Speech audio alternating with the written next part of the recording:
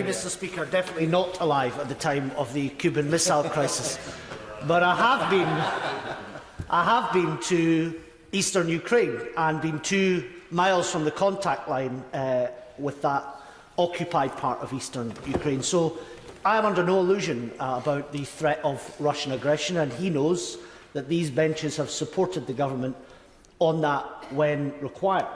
However, it cannot be the case that if we believe in the integrity of this treaty, which is vitally important, and the Shadow Minister was right to adumbrate that, it cannot be the case that we can bring Russia into compliance as the United States threats to depart from the treaty. It therefore follows that we can't be the cheerleaders for the United States departing from the treaty. And there were somewhat mixed messages, cleared up partly by himself this morning, coming from the Defence Secretary when he was in New York at the tail end of last week, stating that we were with the United States should they choose to leave the INF Treaty. That's not the kind of position, and I hope he will confirm that when he gets to his feet, that the British Government should pursue. Absolutely. I would hope that Britain will knock heads together. He will have our support if he chooses to do that, because if the integrity of this treaty is unravelled by President Trump, which I have to say I'm mindful of the fact that this is all during an election campaign, will all be the worse off for it.